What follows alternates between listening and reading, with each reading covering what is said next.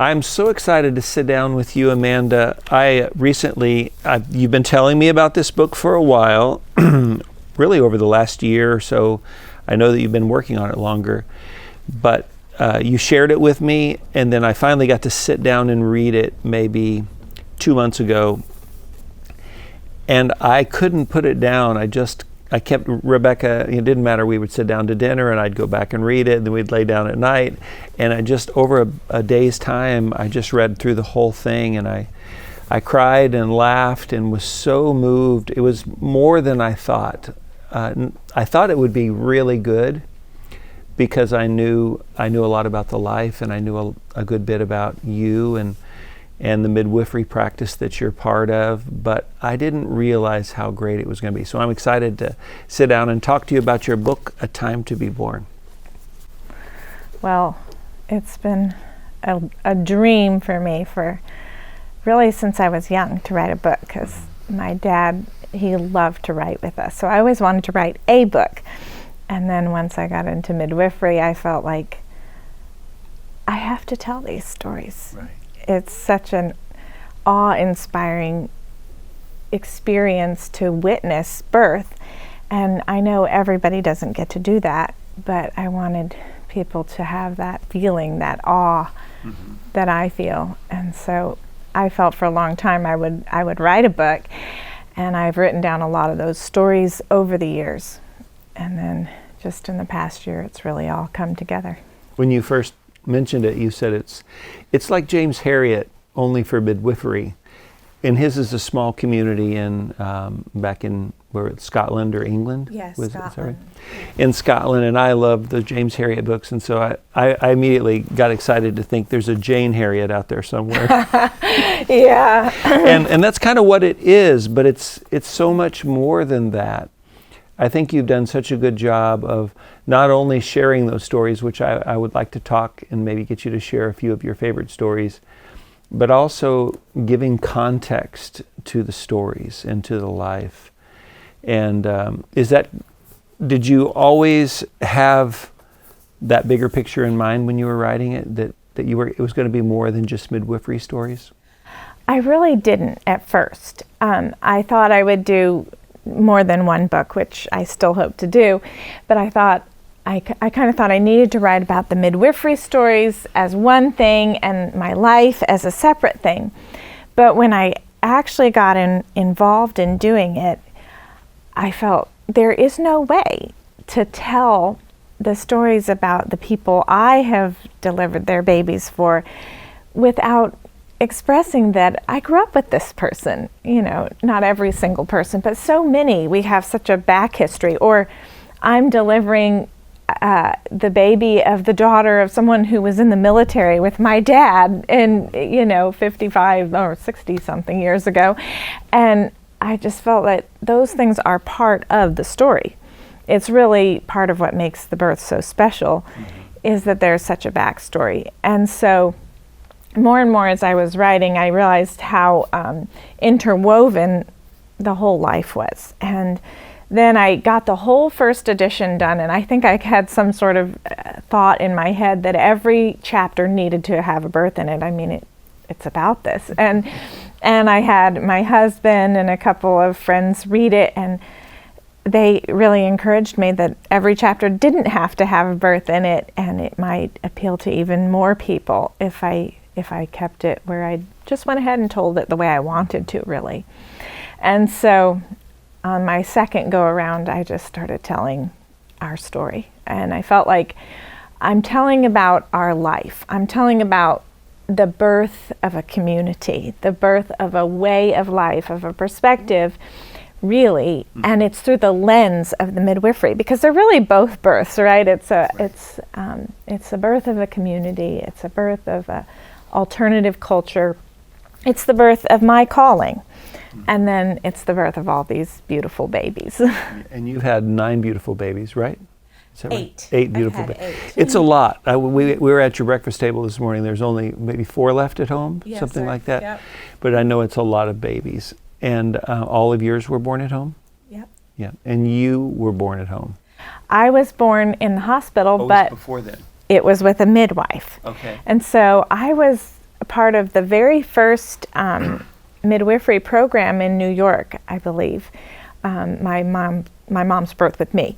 Really? She was really intrigued by that, and they had just started this midwifery program in Roosevelt Hospital in New York City, and she decided to try it, and it changed her life.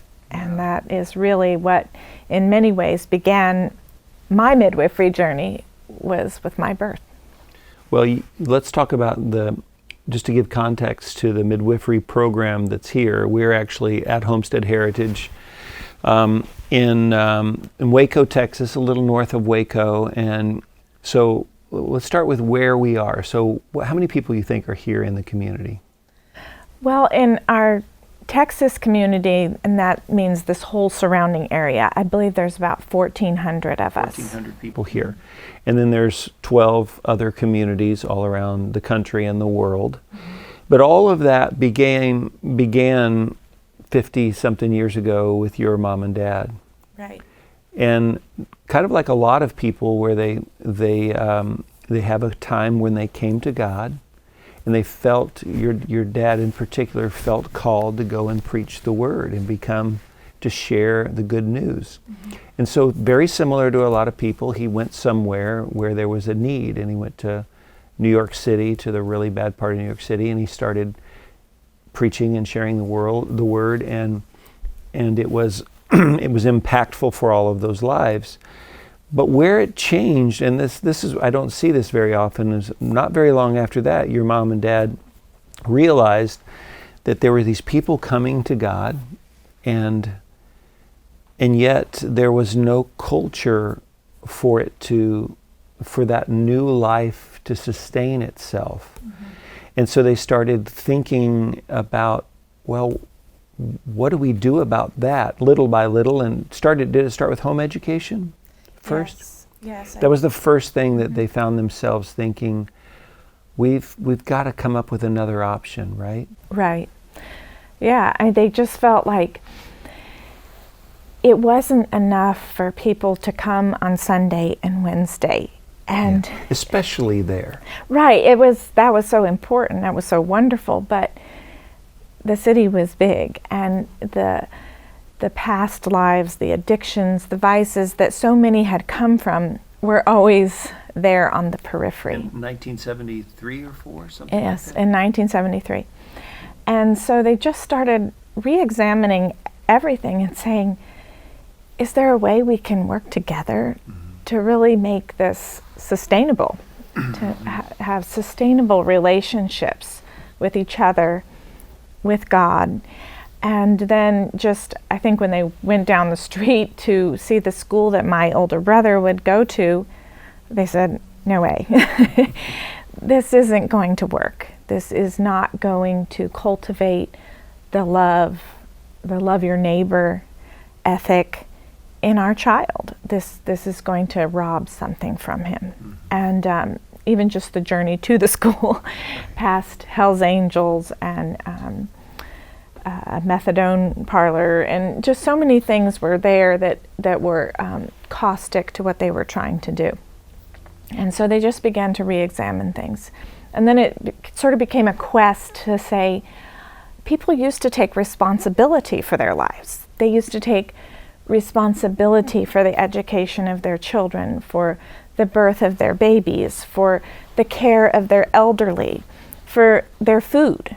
They knew where it came from, and we want to take back some of those responsibilities. We want to participate in it. There's a beauty in participating in the things that are essential to life. It's transforming to actually get involved in those processes. And so that began the journey, and it started with education, and they just started really being intentional about everything. And it led them out of the city and into an agrarian lifestyle. And that is how I grew up. I was born there in New York City, but by the time I was 3, we were living in Colorado on a ranch. And I grew up, we cooked on a wood stove. We grew most of our food. We we had animals. I milked cows and goats, and I was around birth and death and life, and in just each end of it, the beginnings and the endings and everything in between. And so that was more normal to me, and I realized looking back so much what an exodus really my parents took in deciding to do that. It wasn't common. They were really on the frontier. They were pioneers.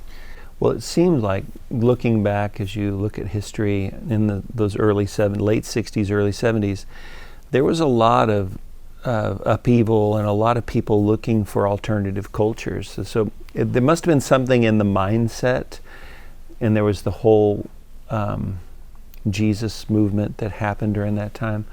But the thing that's different is your parents didn't just go back to the land and say we're all going to live together communally on the land and that's going to be enough.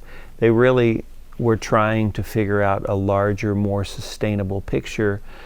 And how our paths crossed in some way, really, our paths crossed because of my little girl, my late wife, Joey.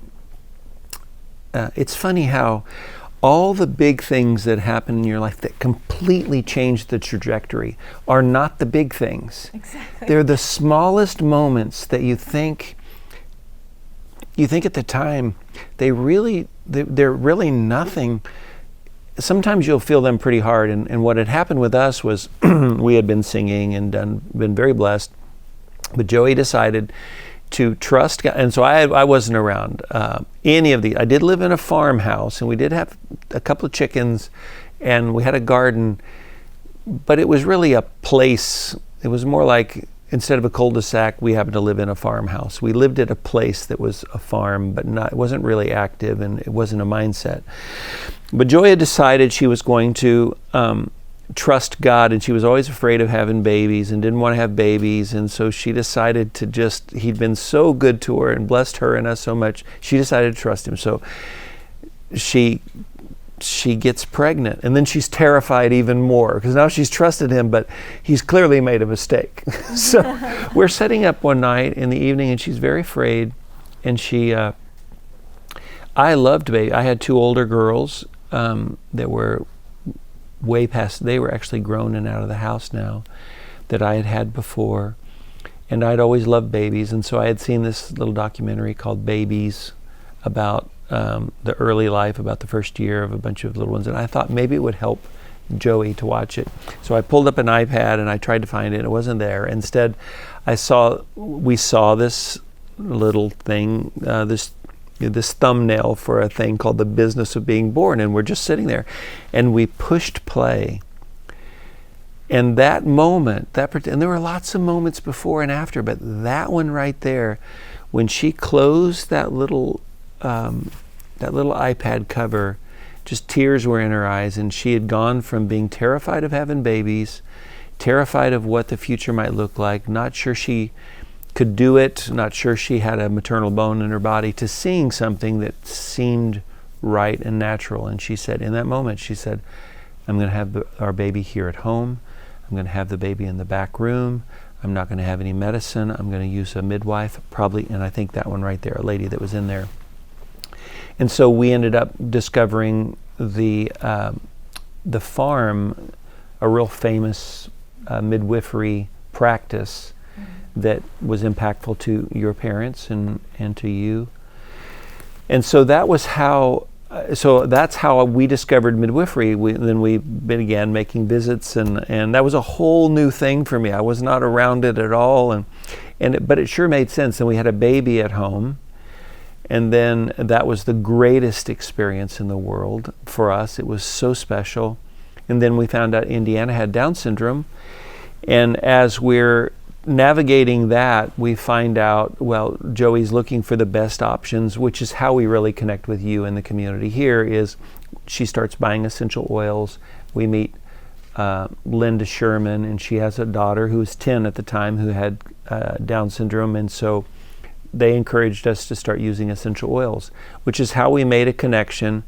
Was really through midwifery. Well, midwifery led us to all these natural things, which led us to a connection to make better choices, to raise our little girl. And then a couple of years later, Joey passed away, and I made a visit here in 2018. And I began to see more than just a way of raising a special needs child in a healthier way. I began to look around and ask other questions. Well, why do you do that? And I started to realize that, gosh, in 2018, it would have been, 45 years before that, your parents and some other elder folks had really thought through all of this very carefully and intentionally made a lot of decisions, and the fruit of it was everywhere.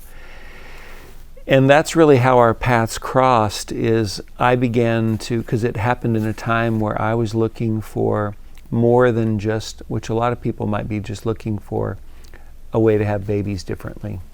Out in the broader culture, they're not necessarily looking for a completely different culture. Sometimes do you find that choice and that decision and that experience starts to lead them into other things, whether it's, I want to also participate in homeschooling my child now, or growing food for them. But this has been, what's made it so profound to me is to see the culture that's been created in the midst of the larger culture which we're so familiar with. And so all these years later, now you've written this book, and it is about midwifery, but it's really more about the birthing of another way of life. And that's really why I cried all the way through it, is because I was experiencing, your childhood, another way of living, and, love and marriage and children, and taking care of elderly and all of those things. And it's so inspiring. And I think that's what's going to be neat for other people, is they're going to be inspired to see not only another way of having babies, but another way of living. And that's really my hope. That's really my hope. When my publicist asked me, well, what's your goal for the book? I told her, what I want to do is I want to give people hope that there really is a way to love your neighbor as yourself, to collaborate with other people, to experience life on a totally different level. And birth is part of that, but it's certainly not the whole thing. This is about experiencing life and really standing in awe. I've told my husband before, it's so funny how people always, their goals are sort of to be on top of the world, to be the best in their profession, to achieve fame or success or wealth or whatever. But when they want to recreate, they go stand at the foot of a mountain or at the side of the ocean, and they want to feel really small. It's exactly the opposite of what our professional goals maybe are. When you say that, you mean that they want to give away all of that? They want to rely on everybody else? Is that the point? When you say standing at the foot of a mountain? Well, I just mean when people say they go on vacation, they want to have recreational time. They want to be renewed. They go to the mountains and they go to the sea. I mean, everybody does that, right? You go and you stand at the foot of the mountain and you feel little. And you go and you stand beside the ocean and you feel little. And so why do we have that dichotomy of trying to feel big, but when we really want to be renewed, we want to feel small? And so I feel that when you participate in life, in all of it, in birth, in death, in your lack of control over gardening, you're always feeling small.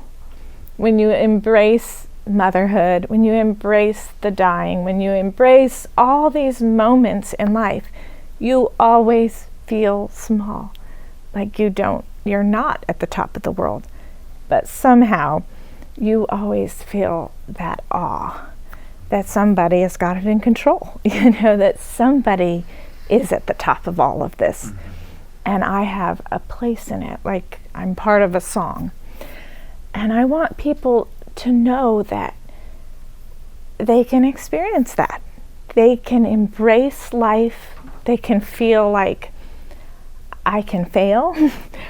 I cannot know what to do. I can succeed. It all can happen to me, and it fits into a bigger, more beautiful picture. And they can stop. I think people are afraid sometimes to embrace those things like birth, like death, like, am I really going to rely on my own 2 hands for my food? Do I really have what it takes to be a mother? That's a challenge. And but when you do it, and when you do it together, when you involve yourself with your neighbors, it really can be done. And it's like you stand in that awe, that place of awe all the time that people go to the ocean or to the mountains to feel.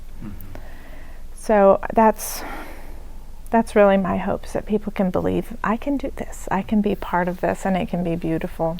Do you think that one of the reasons when it comes to home birth, that it's not in America, it's not a very, how many people, I mean, percentage-wise, how many babies you think, in percentage-wise, are born at home compared to born in hospitals? Do you know the answer to that? In America. I think it's only like 3%. 3%. Yeah, it's very small. So in the Scandinavian countries, it's the vast majority. Yes. But America is a little behind on that. Well, it seems like the world, in America, we would say they're behind on it. We've removed it because there's really no reason for you to go through all of this pain. We've removed that. There's no reason for you to go through all of this anxiety. Is like, today? Is it tomorrow? Is it next week? We've removed those things from your life, right? Right. So I think as Americans in the Western world, sometimes we think we've actually removed those difficulties from you, and that is success, where you and I see it differently. And I remember that was one of the profound things that Joey had seen was, up until that moment, I think she had been sold, or all she had known was, this is going to hurt really, really bad. And it's going to cost you everything, in the sense of, she wanted to be a singer, she was a singer, but you have to do it really well. You can't have any other life or anything like that. And so she didn't know that, God has grace enough for all of the things. He's put you in this particular place.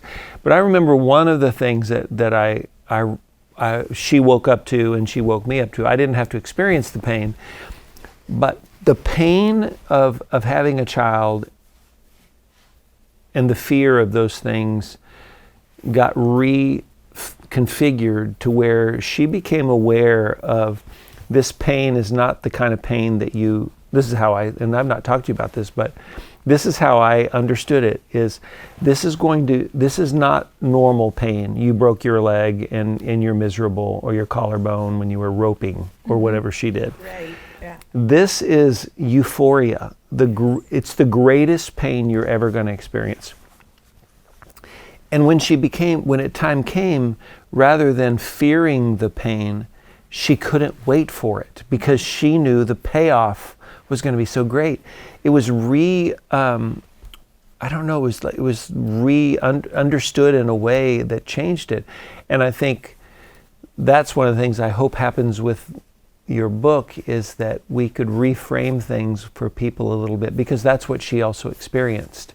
Is not only did it turn out that it was better for her, she would have stolen technology and the ability to schedule it on 1 o'clock with a C-section with a doctor, and be back home, right away.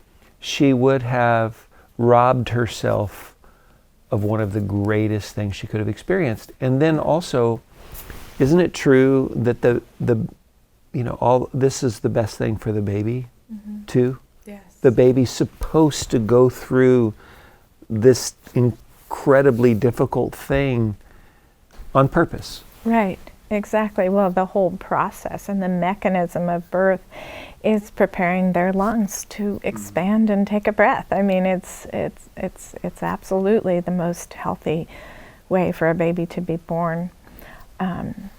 I think even the doctors would tell you that. And certainly we have those medical capabilities that are available when it becomes pathology. But the normal birth process, it's just an incredible design, and it is necessary for mother and baby. It accelerates the bonding process, and so much.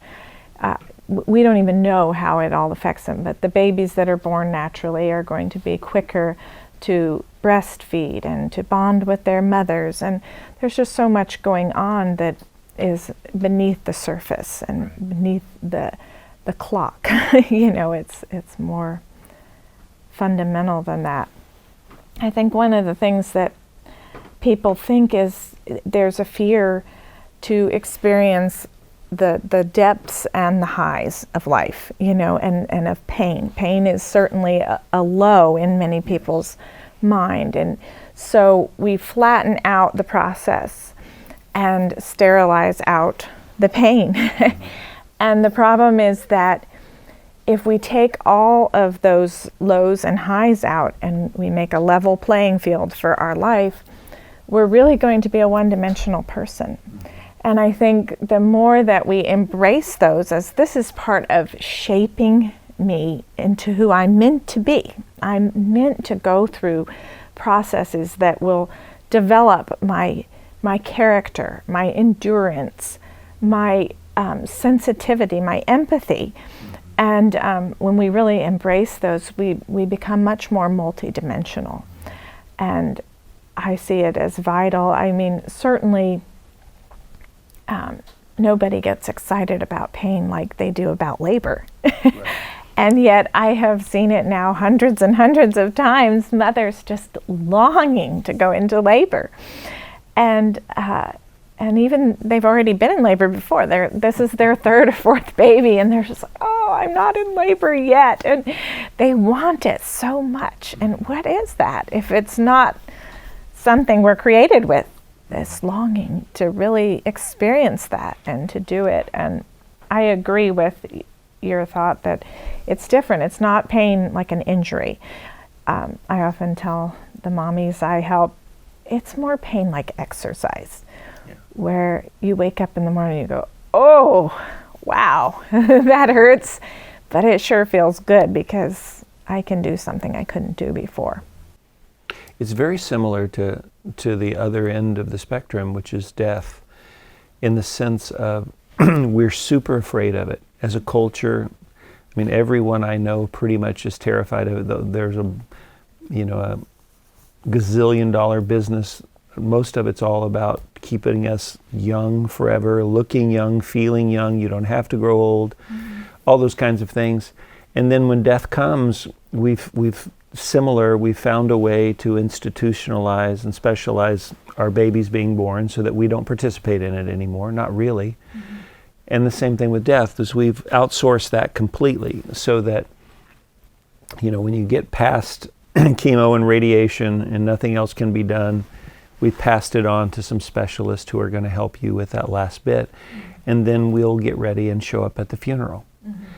But you've also outsourced some of the most important things, and it rather than, like you're saying, people looking forward to labor because they know what they've experienced it, and they know it's a birth into a new life for them and for someone else. Isn't it so with death? It takes the sting away if you begin to get the opportunity to experience it and bring it home. Absolutely. That instead, it's not like you're looking forward to it, but you're not afraid of, in some ways you're looking forward to it because this is this death is birth. Mm-hmm. And that's not out there. Right. There's none of that. Death is a mistake. And having babies at home is a mistake, and pain is a mistake. Yeah. Right? I mean, that's we've come to this place. Yeah. Pain of any sort is a mistake. Right. And I don't think so. It's like God made all these things on purpose, and so that's one of the things I love about the community is in taking care of not just as part of the practice is,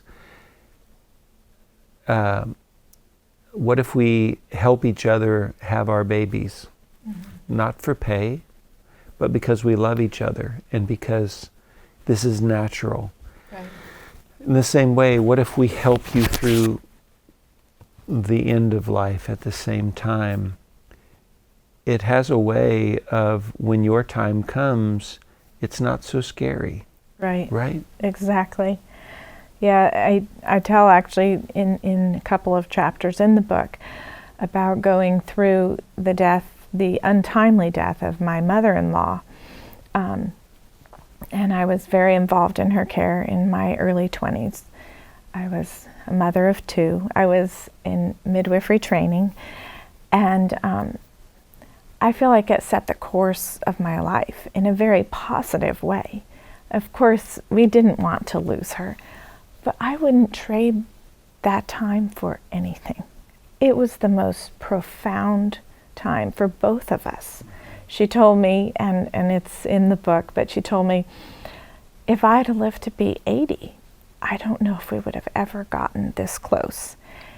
As she allowed me to care for her, when she couldn't do anything for herself anymore. I was privileged to do that. And you don't spend those, it takes humility to include someone your daughter-in-law, in care like that. And it takes empathy to learn how to do it in a way that's honoring and preserves their dignity. But we know we all have that same end. And so somehow it feels like I'm getting a window into heaven. I'm getting a window into what my life could end like. And if it could end like that, I would be a happy person. And I just feel like, we feel like this is all part of it. And every time you go through pain, whether that be in birth or in an illness or an injury, it's helping you divest yourself of something that you're going to lose anyway. We aren't going to enter eternity with our physical bodies or our homes or anything else. And so every time you go through a reduction, a sorrow, a pain, a crisis, you divest yourself and you're really one step closer to that purest place of not needing the temporal things. And so to me, if a young person gets an opportunity to serve someone like that, they should leap at it. They should leap at it because they'll be changed in the most positive and profound ways. They'll get a window into heaven. And my mom said when my father died just a few years ago, he had just passed away, and we were all gathered around his bed, and his children, his grandchildren, his great-grandchildren, some friends, and she said after he died, she said, well, I know now what I need to spend my whole life doing is knowing who's going to be standing right here when I go. And really that is what we need to do. We need to know that we're with the right people to risk everything, that we're with the people who are going to help us to cross those rivers and to make it through those difficult times, because we need each other. And it doesn't have to be so scary if you have access to those kinds of relationships. I think that's, again, how I mentioned, although it's about a lot of birth stories, it's really the birth of another way of life. And let's talk about some other ways, if it's okay, let's talk about some other ways of life. Okay. And I've been fortunate to see things from a different viewpoint than you guys, you and your husband and different folks. I'm challenging sometimes, but mostly everybody's just telling me, helping me to understand it, because it's so unusual to have the opportunity to rethink everything. Because it's not, I'm used to people rethinking something, and that's pretty radical. Mm-hmm. And in some ways, it's strange to rethink something but not rethink it all. You know what I mean? It feels a little out of place. When I've had the chance to be around everybody here and to see, I mean, there's nothing that hasn't been rethought. Just to think about your folks and going from, because it surprises me that more churches, because it came out of a church. It wasn't just some nice people who wanted to live and have more friends and wanted to live more crunchy. You know what I mean? It really came out of a church, and it felt like somehow by deduction, as you're just learning, and I would call it progressive revelation, where it didn't all come at once, where God gave them this large vision and like, here's what we're going to do. This is the answer. It was progressive over time. And I see very few, I mean, I don't know any actually, you know, I brought it up before, where they've said, you know, in the process, I think we're going to have to take our TVs off the wall and be together. Yeah. Churches don't do that. I think we're going to have to not date. I think we're going to have to wait for God to move in our, I mean, just one thing after another thing after another. Let's talk about those a little bit. In this, say, 1,400 people here, my wife's doing a homemaker conference this weekend, and I was talking to Andrew. I said she needs 2 TVs because you're going to have them on, they're going to be, you know, doing a presentation, and somebody wants to be able to show some stuff on homemaking. And Andrew said, I can get you 1. TVs are a scarcity here. And it's really not about the technology as much as it is the premium that for you all and for us is time together, time with each other. That's a big one. That's one of the biggest things if you drove out of the community here into most other homes is it's like leaving the Amish. When you're in an Amish community, there's no electricity whatsoever. For us, you know when you've left our community because there's blue lights in the evening shining and everyone's watching TV, but when you get over here, there's none of that really going on. Where did that come from, do you think? How did that come to be where that choice, it's a very similar choice to saying we're going to take responsibility for our elderly. We're going to take responsibility for the birth of our children. Somewhere in there, it became clear that we have to take responsibility for the images and what comes into our lives and into our minds. That's part of it. For the marketing and also for the time that we have. Right. Well, the word information literally means forming inside. And we have to take responsibility for the information that we're going to take in and the methods in which we're going to get it. We recognize that something is being shaped inside of us by the way we entertain ourselves, by the way we inform ourselves. We're being shaped. Our children are being shaped. And so it's not that, a television is overtly, I should say, evil. Right. It's, can I really take responsibility for that in the way that I ought to, responsibly and thinking to the future? And so we felt that we would rather live our lives than watch other people's lives and waste all that time. And time is a gift. You know, we've been entrusted by God with time and what we're going to do with it, who we're going to serve, how we're going to be a witness for Him. And so wasting that time on things that are meaningless, and I'm not saying everything on TV is meaningless. Certainly there can be educational things or whatever, but we would rather be much more intentional about it than just allow it to be the central part of our lives where hours are going by and time is being wasted that could have been invested in our children and in our neighbors and in our families. And so I think it's kind of a twofold thing. This is kind of developing as I'm talking, but I think there's the element of the negative forming that happens inside of you when it's just a free-for-all. And then there's the element of the positive that is not happening in terms of forming relationships when we're wasting that time. So that's kind of the way I would view it. And that's a pretty defining thing in the culture here is people aren't used to that. They're even around me quite a bit. Like that's a deal breaker, because they don't know what they would do with their time if they had to stop. I think they'd be surprised at how blessed they would be.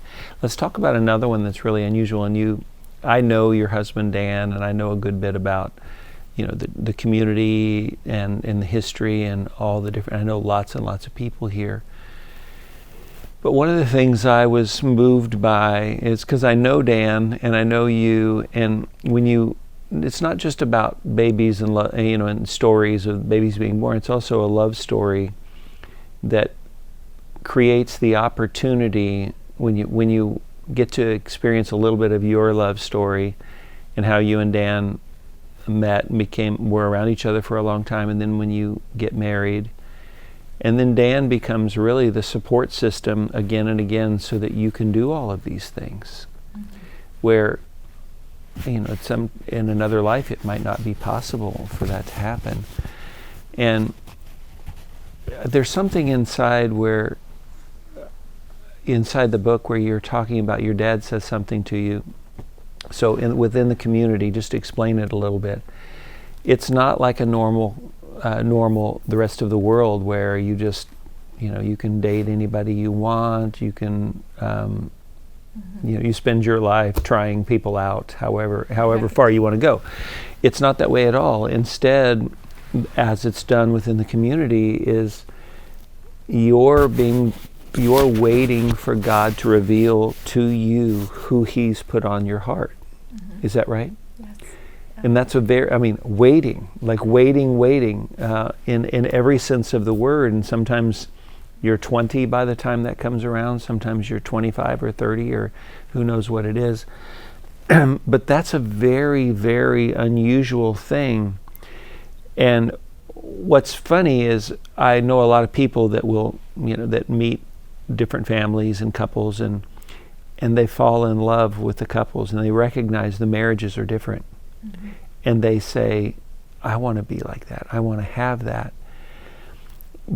And they really want it for their kids too, but they don't actually want to know what it might take to have that. Do you know what I mean? And I think there's something very special about the way that everyone in the community waits. But there's something in the book where your dad, I don't know, maybe he was talking about someone else, and right. Can you share a little bit of that? Sure. Yeah, so we've never really gotten into the dating scene. It's just, it doesn't appeal for a few reasons, and I'll say this first and then I'll tell what we do. But first of all, when more than half of the marriages are failing, you have to re-examine that and say, are we doing something wrong at the foundation? And we see that. We see unhappy marriages. We see failed marriages.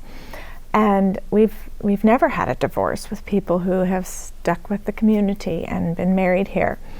And then the element of trying something out for yourself. We feel like there's got to be a transcendent purpose for our lives, that we were meant by God. If we're created by God, He certainly knows what we're supposed to be doing, who we're supposed to be in relationship with, and we're trying to just discover what that is, who that is. And it's like you're feeling along where you feel the music. Where is God in this? Everyone has that resonance in them when they hear a beautiful song, when they see a beautiful scene, when they hear truth, something resonates. And I think we don't listen for it. We don't develop the ear for music. We don't develop the ear for this kind of music when we always are trying to figure it out in haste. Right. And so there's a waiting element that's very important. And in the book, I describe a scene where I tell my dad, I know who my best friend is going to marry. And he wants to know how I had figured that out. Did she tell me? Well, no, she didn't tell me, because we don't really talk about these things casually, because we want them to unfold. And so a person, if I want to marry somebody, I would tell my parents about it, or my pastor maybe, but we wouldn't discuss it among our peers. And so so I tell him I figured this out, and he said, did she tell you? No. And I say, well, it's just certain expressions or something I had picked up on. And he told me, he said, in the Old Testament, there was the Ark of the Covenant, in which they carried the tablets that the Ten Commandments were on, and several really precious things to their faith. And no one was allowed to touch that ark, except the priests, the ones designated to carry it. There was a way to carry it. There were people to carry it, and you didn't touch it. You didn't look inside of it, or you died. And he said, I really feel that marriage is one of those sacred things in the box, in the ark, and we don't casually look and touch. We let the couple, they need to know what God is telling them. They're the ones to carry that weight, them and those who are helping them, their parents, their pastor, whoever. And I think I could say I felt a trembling in my heart. I felt the truth of that. And I told my friend, and we both wanted to have marriages like that. We'd seen our parents' marriages. My parents had been married many years, and so it became that journey. And it's a little bit agonizing, when you're a teen, to restrain yourself. And yet I think that too is cultivating character. And to say, I'm going to wait. I'm going to listen. I'm going to develop my ear. And our whole lifestyle is really, it's made for this, because I don't know how exactly it would work in the larger context where people don't work together, worship together, play together, make music together. And yet, because we have chosen to involve ourselves in relationships in the way that we have, you can really start to hear that and feel that. And I was very involved with Dan in the caring for our sheep. And I was very involved with him in music. We sang together, we played music together, and nothing was there. I never conceived in my mind of marrying him for a while. After all, he was 9 months younger than me. I would never do that. But over time, in the process of living together and friendship, we certainly had a friendship. Your living together is not the world's living together. Excuse me. Living near each other and around each other. I mean, participating in life together. Yeah, participating in life together, where we're taking care of sheep, and then we see each other at a class, and then we see each other in service, and then we make music together on our parents' front porches. And there was just a lot of interweaving of different things that we did, and not just he and I, but all of our friends. Yeah. And these things develop, and I couldn't tell you the exact moment that it did, but there were moments I felt something, and it's like you turn aside and you think, what is this? What is this that I'm feeling? And it just grows. So it's beautiful. Does that answer your question? It does. It does. It's a longer, way longer. All these things are just so fascinating, but the fruit of it's extraordinary. Mm-hmm. And I think these things are hard to understand within the broader culture out there, because it's so foreign to them. But what's also foreign to them is the kind of love and commitment, and the way that marriage is cherished, and it's incredible. So I love it. I love that all those things are part of this story, just as big a part of this story as having babies. We were talking the other night at dinner, and you were talking about, besides being a midwife, you're also an EMT. Mm-hmm. You've done a lot of those things. And we were talking about how, again, part of this bigger picture, and I think if nothing else, even from this sit-down conversation and your book, if we're given the opportunity just to encourage people to reconsider lots of things in their life and maybe be more intentional with them and seek out some other options other than just whatever going with the flow is. The medical world has been another one where just the idea that we're going to outsource all of that to someone else, even though it's been a long, long journey. There's here in the community, there's a clinic and a main doctor, Mark, who's part of the community, and 90% or whatever more of all of the care for everybody happens right here with your own doctors and your own nurses and stuff. And you were talking about when the way that it's kind of the same thing with the world and babies and healthcare. Share a little bit of that your experience is it's so big and overwhelming and so terrible when you're riding in the ambulances and you're going, and it's such a different world when you're this person's here and then they go up to somebody else and they don't know them, and then somewhere else and something else, and there's no love or care. There just can't be, because it's too big. Mm-hmm. And at the end of the day, the differences between that and what we're trying to create here, and how in that world there's thousands of babies and mothers coming through all the time, and they can't know each other on an intimate level. And here, you know everybody. You can let yourself in and out, and you know what their favorite things are, right? Oh yeah. Just share a little bit about that, because it's part of the specialization and how the world has changed, and how within this birthing of a different way of living, you could look at it. Right.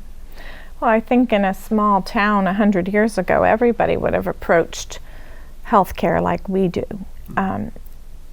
It's the larger culture that's really changed, and we've just tried to go back to a certain approach. But there's been such a specialization in healthcare.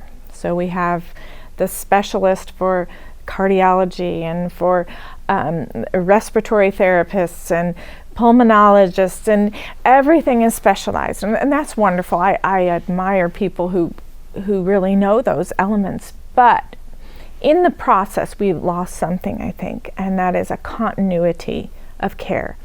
And it gets so specialized down to the floors of the hospital that it fragments the care of the patient. And when I became a paramedic, and many years into my midwifery journey, I had to intern for a few years, and I worked in hospitals and EMS and whatnot, and I was overwhelmed by that fragmentation. It disturbed me. I was so troubled. I would care for somebody on an ambulance, say, and they would pour out their heart, and I mean, this could have been their dying moment, and you begin to invest yourself in that. And then you transfer care into the ER, and technically you shouldn't ask about them again, and I would find myself with the next patient drop off wandering the halls, wondering where that person went. And the same when I worked in the emergency room. It's like, okay, you see them for several hours, you're with them, you're in this crisis, and then they're transferred to the next floor, and it's a whole different team and a whole different care system. And I was so troubled over that. I felt that things were getting missed at times. And you'd go back and meet someone, and the nurse didn't know that this had happened. And people do their best. The people who work for these, in healthcare, they have the best heart. But the system is such that you start to either become so overwhelmed you can't handle the load, the emotion. or you need to do it this way, where you lose contact, you lose sight, out of mind, and it's designed for this large load of need. And it's really designed on an industrial model, like a factory model, where things are constantly moving down the belt so that no one person has a pile up. And okay, in that system, we must do that. But my question is, how can we bring back that continuity of care where the people, when I take on a mother who's pregnant or I'm caring for a sick person, I know their family, I know their diet, I know their home, I know them, and I'm thinking about the big picture. And so for me, it's like pulling, to even understand what's going wrong with them, if something's going wrong, it's like I'm pulling together a constellation of pieces and say, I think this is probably what's going on. And then you, of course, check and confirm and whatnot. But in the medical world, it's a process of deduction. You start at the top and you work your way down an algorithm and you deduce. And so it's just a very different angle on care. And I worry that it's not the most wholesome angle on care, because it doesn't work on that whole relationship and things can slip through the cracks. Would you share, we'll wrap up here in a couple minutes, but a little bit about not every birth is going to work out perfectly. We actually, when Joey had Indiana, we had a midwife and everything was perfect, but her placenta didn't detach, and we didn't know if that was we didn't know anything. We just know a half an hour had gone by and the midwife got very, very nervous and said, let's call the hospital, let's call the ambulance. The ambulance came and I'm carrying a half an hour old baby in the front seat and my daughter's driving and we're following an ambulance and Joey goes through a surgery and it's very difficult. And we didn't know how close we were to not losing Indiana, but to losing Joey. Mm-hmm. But the midwife knew. Mm-hmm. It was pretty rare. Mm-hmm. And I remember at that time thinking, what would have happened if we would have lost the baby? If something would have happened and we'd have lost the baby or we'd have lost Joey? What would have happened? And I think we both, our feeling was, this is our choice. Mm-hmm. We choose this. It's not going to be perfect, but we choose this. We choose this person in this way. And there are times where there have been some difficulties, and then also time goes by where people will leave a community, and people that you've helped and been part of and very, very close to, their views and their values or how they see things change. Mm-hmm. And you've had that experience too, besides being showered with gratefulness from lots of people, hundreds and hundreds of mothers. You've also experienced very difficult times when people have come back and sort of re-seen it differently, and it's caused a lot of pain. Yeah, well, when you're working on the perimeters of life, whether that's birth or death, there's risk. Absolutely. It's just it's messy. It's not perfect. Everyone can do everything perfect, and it still not be perfect in terms of what we envision the outcome being. But then there's also the fallible human beings involved, and it's not perfect, and it's like when I can't promise to any parent that they're going to have a perfect outcome, that their birth is going to be their dream birth. That's not for me to promise. That's God. He knows. And neither can I promise that I can do things better than the hospital. There are things that we can give that I think are better than the hospital. The kind of nurturing, the kind of relationships, the kind of continuity, the kind of experience in many ways. But I can't perform a surgery. If an emergency surgery is needed, I can't do that. I'm going to have to hope it can transfer quick enough. So there are things the hospital is better for, and that's why we transfer high risk cases. So I'm not trying to say I can give you a better birth than the hospital in every element. I can't. They're there for a reason. I'm saying I can give you something different if this is what you want. Yeah. I can give you an experience that's all yours. And if that's what the parents want, then I want to be there to support it and to do the very best I can. And it's entirely the parents' choice. If they want a hospital birth, the hospitals will be better at a hospital birth. I'm not going to give you a hospital birth in home. I'm going to give you a home birth, hopefully. And yes, it comes with risk, but hospital births come with risk as well. Our statistics aren't worse than theirs, They're just different risks. They're very different. And so it would be wrong of me to promise something that isn't what we're looking for. We're looking for the nurturing of relationships, the nurturing of our experience of real life. And that's what I'm trying to help parents experience. That's what it really provides. Exactly. If you're looking for the quickest, simplest, most painless, where you don't hardly notice it, the best you can, this isn't the best option. No. And similar, in the big picture of the book, with this way of life, what that way of life is offering is a similar thing. It's not without risk. No. If you want an easier, faster, more efficient way of living and not feel much, the world can provide it for you.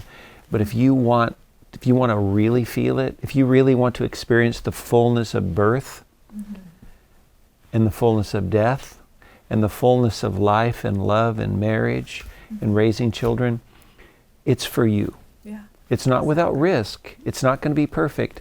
But that's kind of it's very similar to a home birth, this idea of a home life and the way the church and the community is it's offering something more meaningful, more purposeful, it's just something about it. Like for me, it almost makes me want to cry just thinking about it, because it's everything the world doesn't offer to me. And it's what we feel, what we wander around a lot of time within the world, out here in culture. We feel something missing in almost every area of the world. We feel it. We don't know what it is. And that's why I love your book so much. It's like, well, for people like me, I can see a glimpse of perhaps it's some of this. Yes, that's the hope. Thank you for sitting and talking with me. Thank you. Make sure you find Amanda's book, A Time to Be Born. It is really special, really, really special.